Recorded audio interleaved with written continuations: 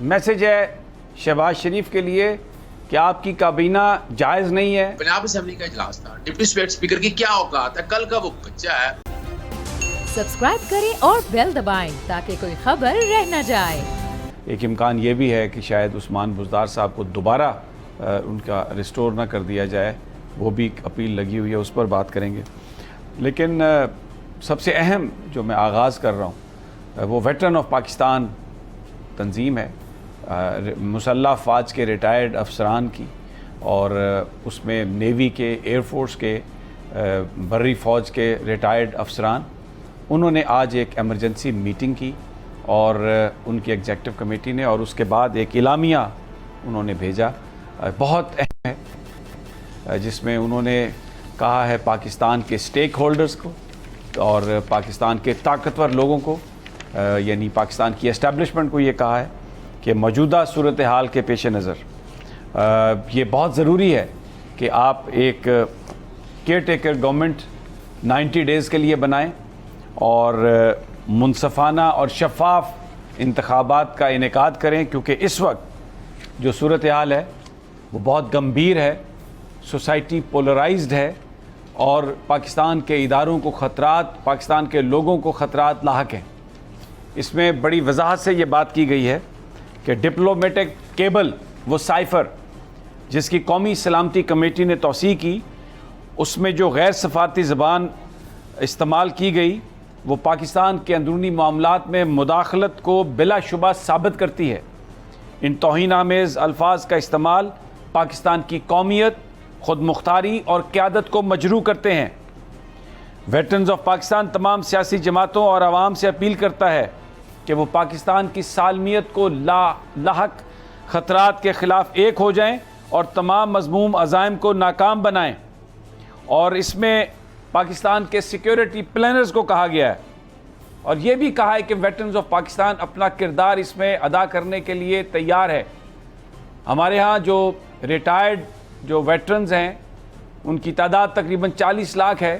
اس میں ہماری مسلح افواج کے سربراہان, سابق سربراہان بھی اس کے ممبر ہیں, اور یہ ایک بہت ہی امپورٹنٹ, بہت ہی سگنیفیکنٹ یہ سٹیٹمنٹ ہے سیکیورٹی پلانرز کو. ہمارے سابقہ سیکیورٹی پلانرز یہ کہہ رہے ہیں کہ اس وقت جو صورتحال ہے وہ قوم کو ڈیوائیڈ کر رہی ہے, پولرائزیشن ہے, اور اس وقت جو کچھ ہو رہا ہے یہ ملک کو اندر سے تباہ کر سکتا ہے.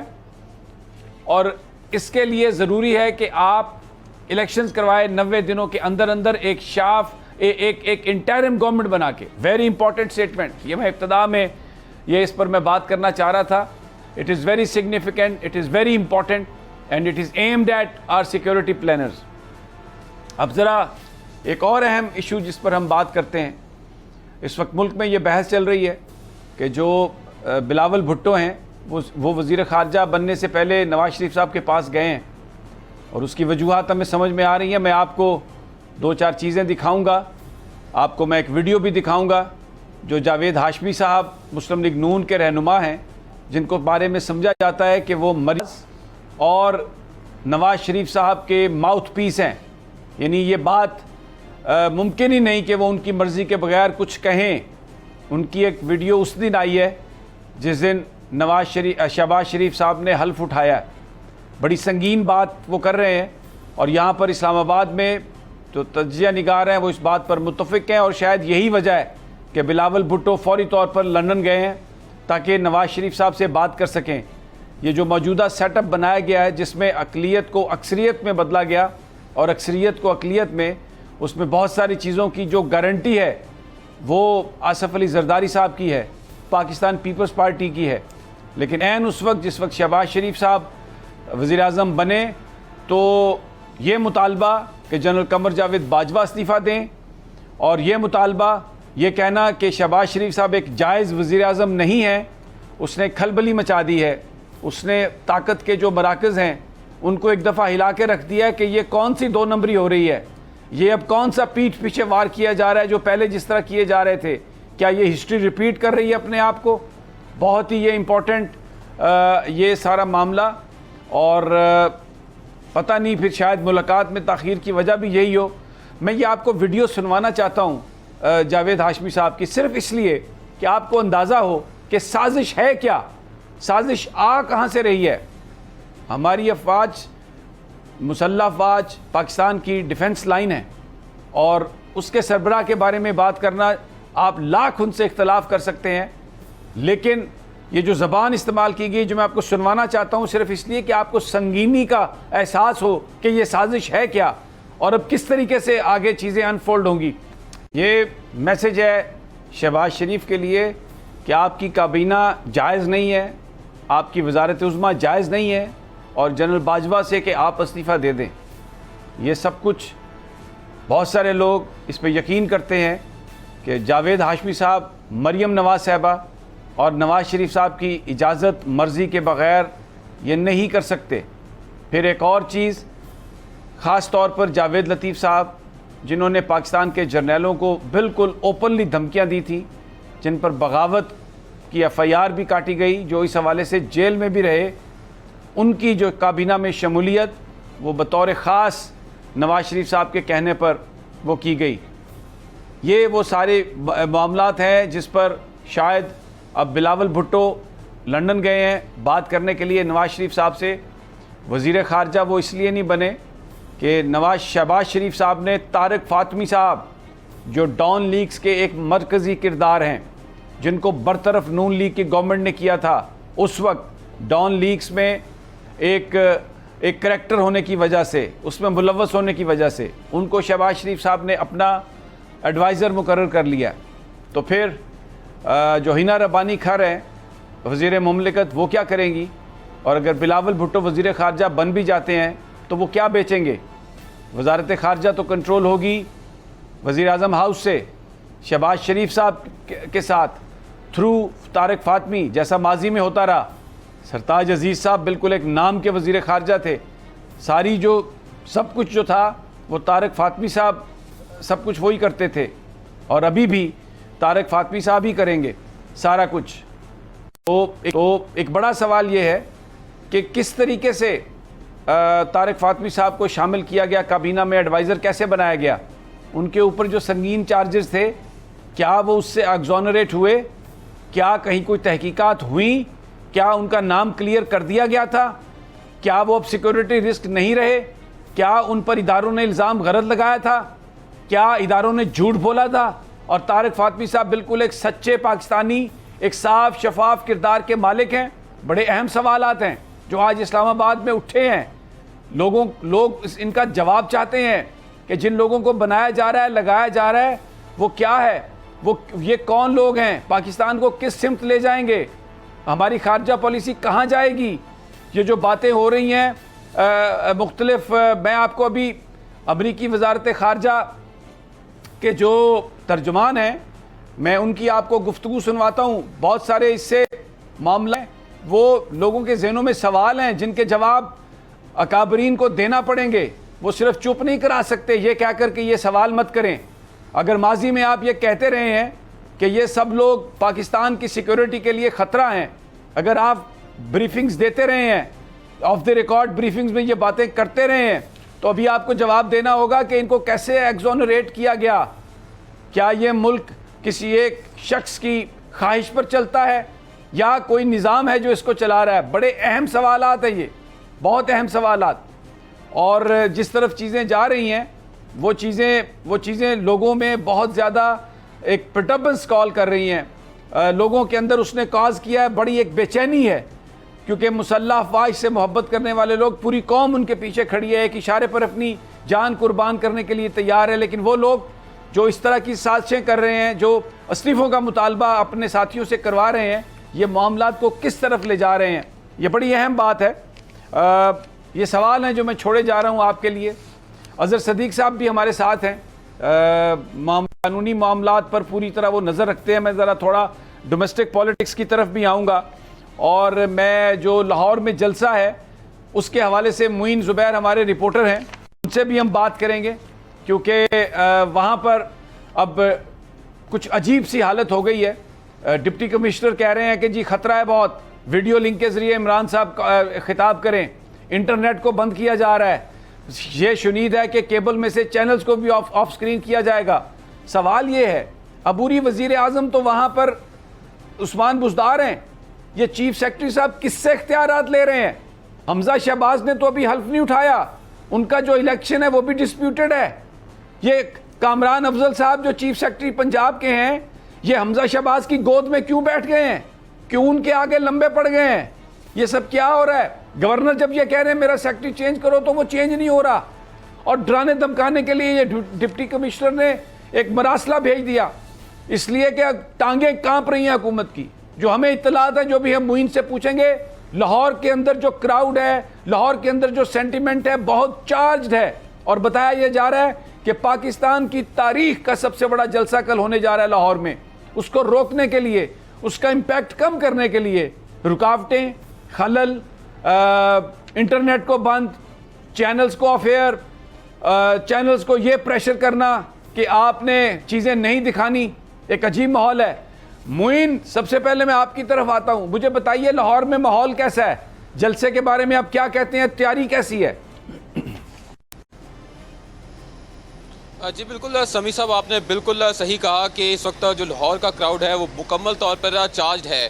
جلسہ گاہ میں ہم کھڑے ہیں. جلسہ گاہ کے ارد گرد جو ہم مناظر دیکھ رہے ہیں, آزادی فلائی اوور سامنے ہے, وہاں پر لوگ کھڑے ہو کر دیکھ رہے ہیں اس جلسہ گاہ کو. اور لاہور کے جتنے علاقے ہیں جہاں پر پاکستان تحریک انصاف کے جو کی جو قیادت ہے وہ کارکنوں کو متحرک کر رہی ہے, ان کی کوشش یہی ہے کہ یہاں پر جلسہ گاہ پہنچا جائے, کیونکہ ابھی تھوڑی دیر بعد ہی یہاں پر 9:30 کے قریب محفل سما کا انعقاد کیا جائے گا, اور مراد سعید صاحب ایک ریلی لے کر ناصر باغ سے یہاں پر جلسہ گاہ پہنچیں گے. اور جلسہ گاہ پہنچنے کے بعد یقیناً جو جلسہ گاہ میں موجود کارکنان ہیں ان کا جو جوش و جذبہ ہوگا وہ دیکھنے سے تعلق رکھتا ہے.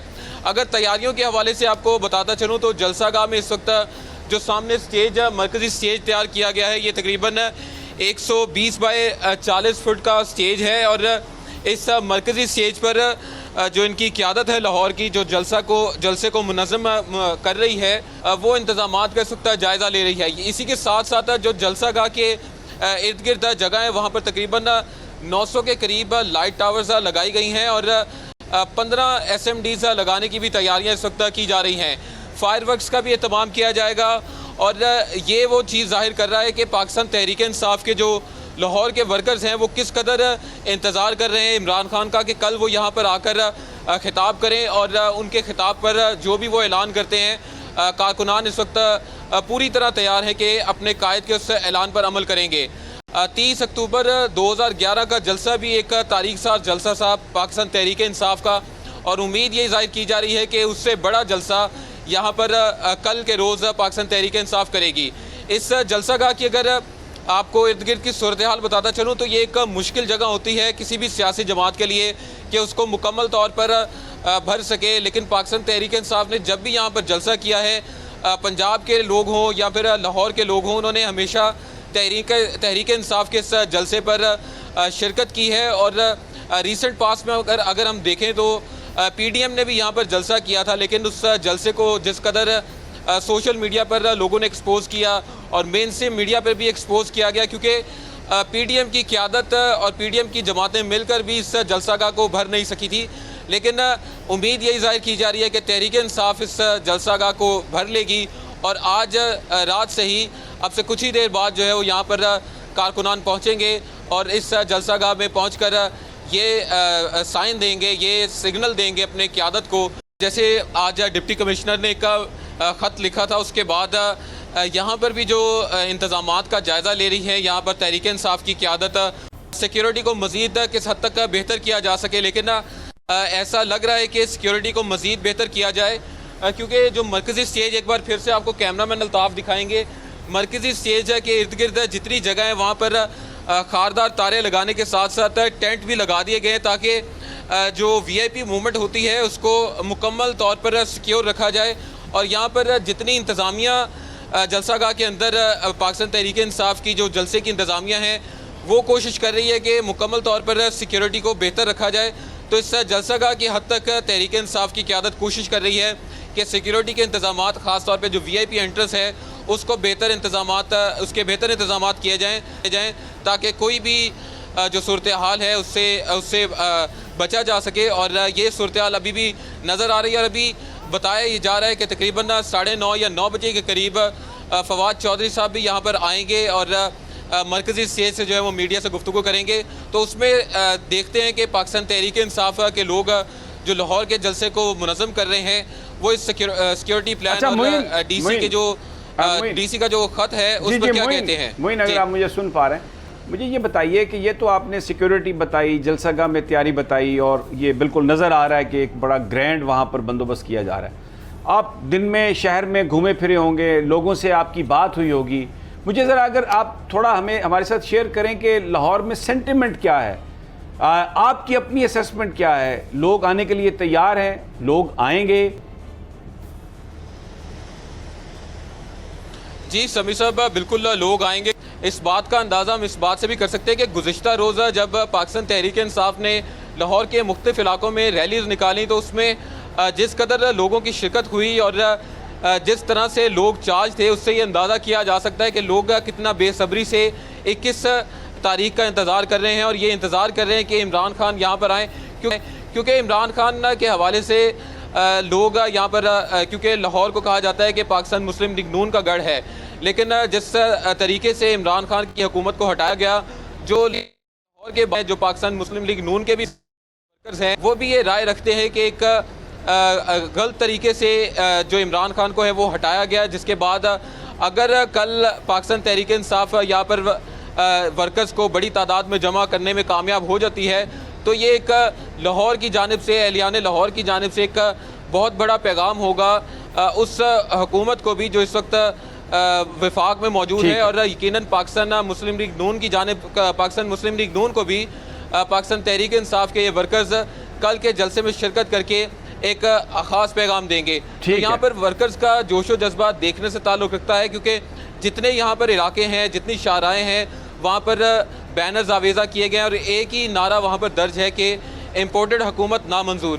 تو یہ ایک نعرہ ہے جو مسلم لیگ نون کے خلاف جو ہے وہ خاص طور پہ لاہور کے شہری لگا رہے ہیں. بہت شکریہ معین, بہت شکریہ, آپ نے بہت امپورٹنٹ انفارمیشن ہمیں دی. اظہر صدیق صاحب آپ کے بھی صبر کا بہت شکریہ. افطاری کے بعد آپ بھی بیٹھے ہیں کیمرے کے سامنے اور پچھلے 25 منٹ سے انتظار کر رہے ہیں اپنی باری کا. میں آپ کا بہت مشکور ہوں. آپ نے یہ ساری گفتگو سنی. میرا سوال یہ ہے آپ سے پہلے کہ یہ جو لاہور میں آرڈرز آ رہے ہیں, یہ جو ڈپٹی کمشنر تحریک انصاف کے ورکرز کو ڈرانے کے لیے اس طرح کے سیکیورٹی تھریٹ کہ جی آپ ویڈیو لنک سے خطاب کر لیں, اور چیف سیکریٹری جو ہیں وہ گورنر کے سیکریٹری کو ان کی تبادلہ ماننے کے لیے تیار نہیں ہے, بلکہ اس کو سپورٹ کرنے کے لیے گورنر کو چیلنج کر رہے ہیں. یہ حمزہ شہباز صاحب تو ابھی وزیر اعلیٰ بنے نہیں ہیں, حلف انہوں نے اٹھایا نہیں ہے, ساری بیوروکریسی انہوں نے قبضے میں لے لی ہے. یہ کس طریقے سے آرڈر پاس ہو رہے ہیں, کیسے انسٹرکشنز دی جا رہی ہیں؟ لاہور میں بیٹھے ہیں, پہلے ذرا ہمیں یہ تو بتا دیں کہ یہ کیسے ہو رہا ہے اور اس کی قانونی حیثیت کیا ہے. بہت شکریہ سمیع صاحب. انتظار کرنا تو ایک عادت سی ہے, لیکن بات یہ ہے کہ اس وقت جس طرح کا ماحول چل رہا ہے, ہم جس طرح پوری قوم پریشان ہے موجودہ حالات سے, تو ہم بھی پریشان ہونے کے علاوہ ہم بھی چاہ رہے ہیں کہ آوازیں متعلقہ فورم تک پہنچیں, انہیں اندازہ ہو سکے. جو آپ نے بات کی بڑی ریلیونٹ بات ہے. میں 3-4 چیزیں آپ کو بتائیں گا, آپ کو سمجھ آ جائے گی. احد چیمہ کو 8 اپریل 2022, 8 اپریل کو تو حکومت عمران خان صاحب کی تھی. یہ اینٹی ڈیٹ کیسے ان کے اوپر چارجز سارے ختم کر دیے گئے؟ یہ سمجھنے کی بات ہے. آخر کون چلا رہا ہے نا یہ نظام ہستی جو ہے, معذرت کے ساتھ وہ تو واقعات ہو جائے, وہ تو اللہ تعالیٰ کی ذات کے حوالے سے بات ہے. لیکن یہ میں وہاں سے پھر آپ آ جائیں, پنجاب اسمبلی کا اجلاس تھا, ڈپٹی اسپیکر کی کیا اوقات ہے؟ کل کا وہ بچہ ہے اور آ کے اپنا چیف سیکرٹری اور آئی جی او, اور پہلی دفعہ ہوا ہے کہ جس طرح اندر آ کے انویڈ کیا, جس طرح طوفان بدتمیزی کیا, اور جس طرح چودھری پرویز لائی کو ان کا آئیز والا کھول, یعنی ووٹ ڈالنے نہیں دیا کہ آپ حیران رہ جائیں گے. میں نے تو وہ ساری چیزیں آنکھ سے کہا یہ جا رہا ہے کہ انہوں نے کیا کر لیا, وہ 2-4 لوٹے ہی لوٹوں میں پھینک دیے, تو اس میں کیا ایسی بات تھی. لیکن اس کے بعد اپنی یہیں سے آگے چلا جائے, ٹرانسفر پوسٹنگ آپ خود دیکھ رہے ہیں, مجھے بتانے کی کیا ضرورت ہے. یہ تو سمجھ آ رہی نا کہ یہاں کوئی آئی بی تو نہیں چلا رہا نا, یہاں آئی بی تو یہ تو کام جو بھی ہے جو چلا رہے ہیں, جو بیوروکریسی کو اس وقت کنٹرول کر رہے ہیں, ایک لفظ اسٹیبلشمنٹ جہاں فوج کے بارے میں استعمال ہوتا ہے تو یہاں بیوروکریسی میں بھی ایک اسٹیبلشمنٹ ہے جو طاقتور ہے.